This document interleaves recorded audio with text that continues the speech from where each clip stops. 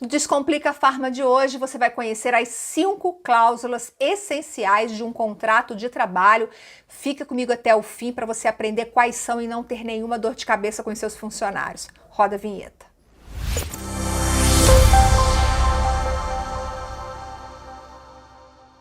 Olá, seja muito bem-vindo e muito bem-vinda ao canal da Farma Contábil no YouTube. Está no ar mais um Descomplica Farma, um programa que descomplica o dia a dia da sua farmácia e da sua drogaria.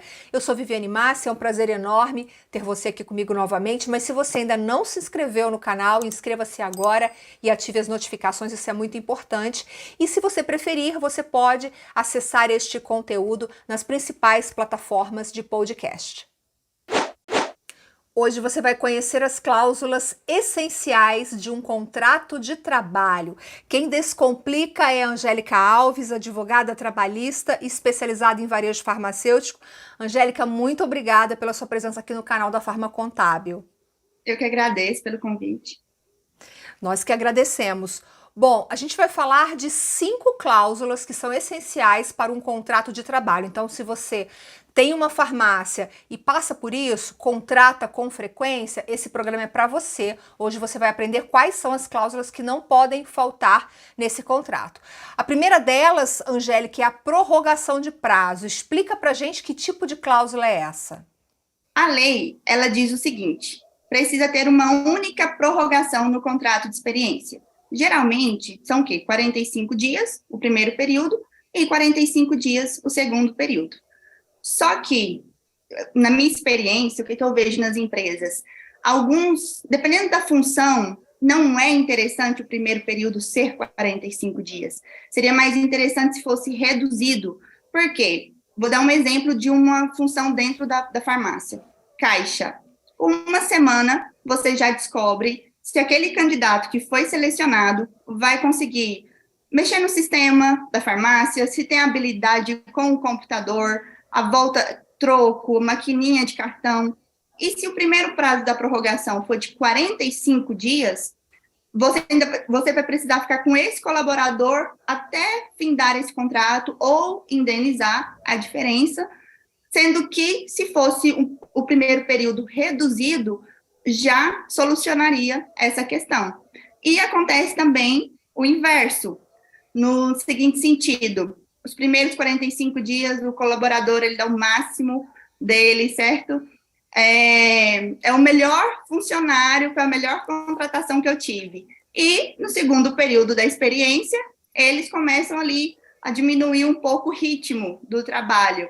Então, pode ser usado também, por exemplo, o primeiro período, um prazo mais estendido, e o segundo período, um prazo menor. Geralmente são 90 dias, né? Algumas convenções coletivas dizem que são 60, mas, usando a regra da CLT, poderia ser 15 dias mais 75 ou 60 mais 30, fica a cargo ali. E uma outra coisa interessante é que não precisa ser engessado. Eu não tenho esse tipo de problema com atendente. Geralmente eu tenho com caixa ou com uma outra função dentro da loja. Você pode ir brincando ali de acordo com a segurança sua no momento da contratação. Isso facilita muito. Como você disse, às vezes em 15 dias a farmácia já observou que aquele candidato, aquela pessoa não tem perfil para o cargo e aí ela precisaria esperar 45 dias. Então você já aprendeu aqui como primeira dica que o contrato de trabalho precisa falar sobre a prorrogação de prazo. Você não precisa fazer 45, 45. Você pode fazer 15, o restante, aí você tem que fazer a continha para saber quanto que vai dar. Mas o importante é que você decide como você vai dividir esse período de 90 dias de experiência, conforme a Angélica explicou.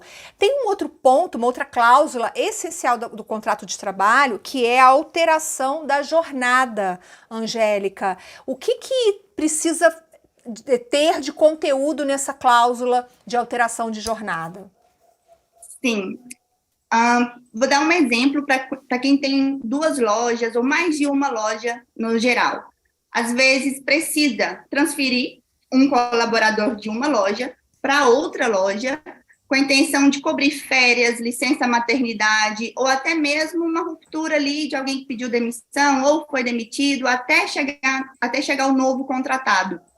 para você poder fazer essa alteração de jornada, porque não necessariamente vai coincidir com a mesma jornada que aquele colaborador está trabalhando naquele momento. Vou cobrir alguém que é no turno noturno ou na parte da tarde. Para você poder fazer essa alteração, precisa da anuência dele. Só que durante o contrato de trabalho, quando vai fixar o contrato de experiência, ali é o melhor momento para você já aproveitar e definindo, brincando ali com o poder mesmo da empresa e definindo algumas coisas que você já sabe que no futuro pode ser que você precise utilizar essa vantagem. Tendo essa cláusula no contrato de trabalho, quando precisar, você já pode simplesmente trocar a jornada de trabalho daquele funcionário provisoriamente ou definitivamente, se for o caso, né? Então, mas como deve ser essa cláusula, assim, rapidamente, como ela deve estar escrita? Só a título de exemplo. Fica acordado entre as partes que, caso necessário, poderá haver a troca de jornada, alteração da jornada de trabalho, mediante comunicação prévia de X dias, ou, a depender da necessidade ou da urgência, não será necessária essa comunicação prévia. Então, são detalhezinhos, 3, 4 linhas, você já resolve uma questão futura ou um possível problema futuro.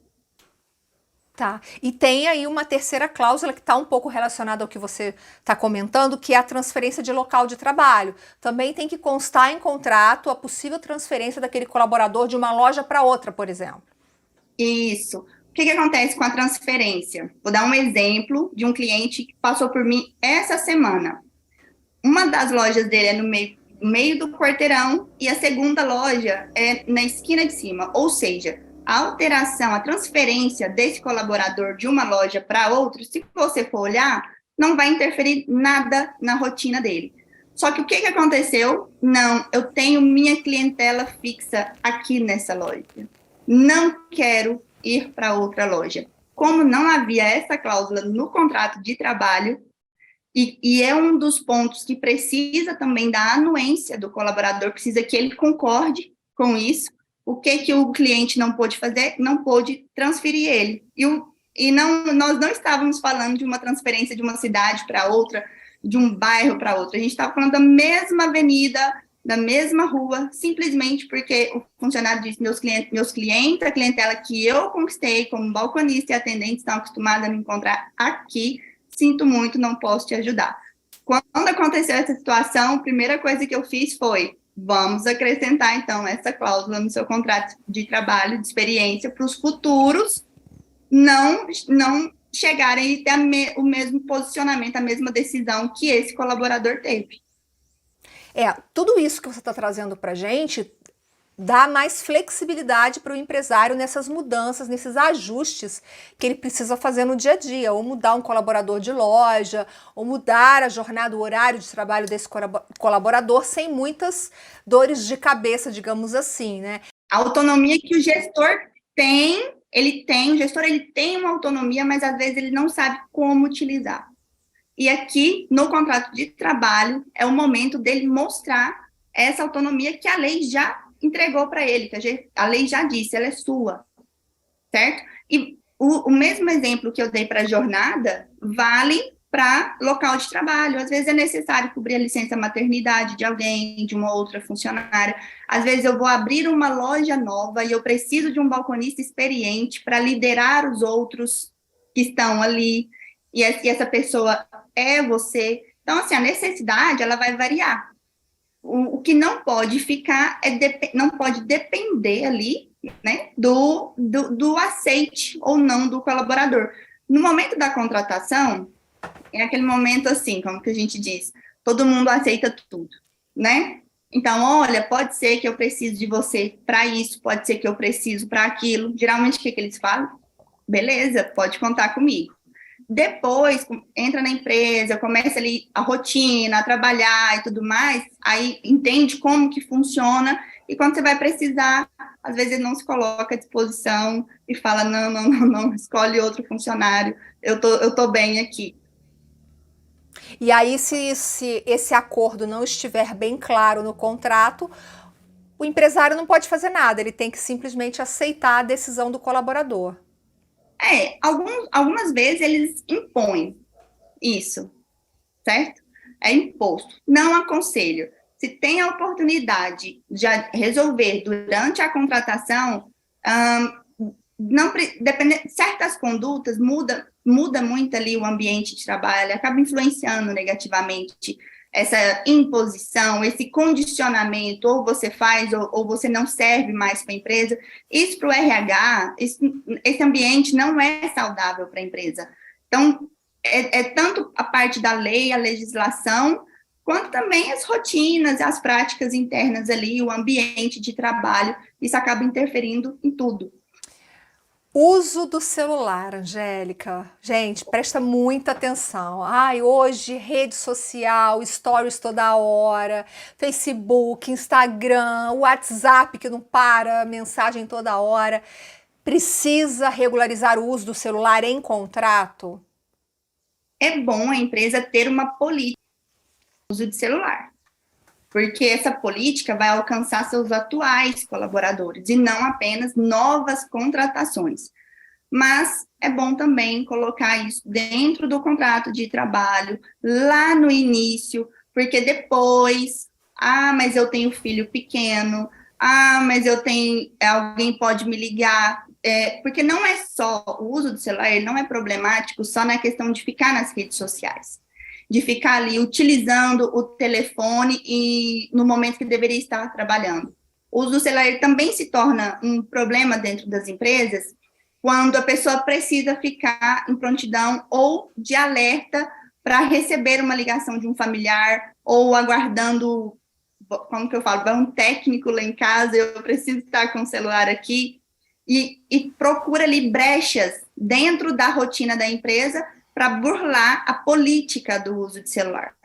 Então, novamente, uma vez que estiver ali dentro do contrato de trabalho, sim, você vai prevenir esse tipo de situação que você disse, que hoje em dia nós sabemos que é difícil tirar o celular da mão, né? Tá sempre ali checando as redes sociais. Então, pode sim prevenir esse tipo de situação, como também já pode falar, olha, você sabe que é assim que funciona, se precisar, liga no fixo da farmácia, liga no telefone da empresa, que a gente transfere a ligação para você, mas é uma regra que abrange a empresa inteira. Nós temos uma política aqui dentro muito bem definida e não posso abrir exceções. Geralmente as exceções são sempre as mesmas.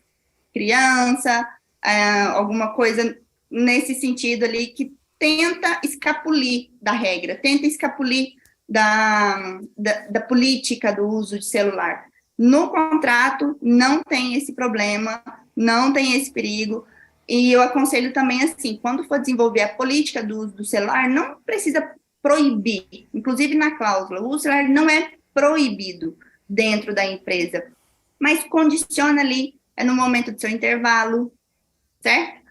No intervalo de 15 minutos, no intervalo da hora do almoço, condiciona ali quais são os momentos que pode ter o aparelho ali, e fica mexendo no aparelho mesmo, mas atrás do balcão, atendimento, na hora do atendimento, cliente entrou na loja, não pode pegar uma atendente ali mexendo no celular, um exemplo, certo? É mais nesse sentido mesmo, e o momento pode ser tanto no contrato de trabalho, quanto em manual de boas condutas, né?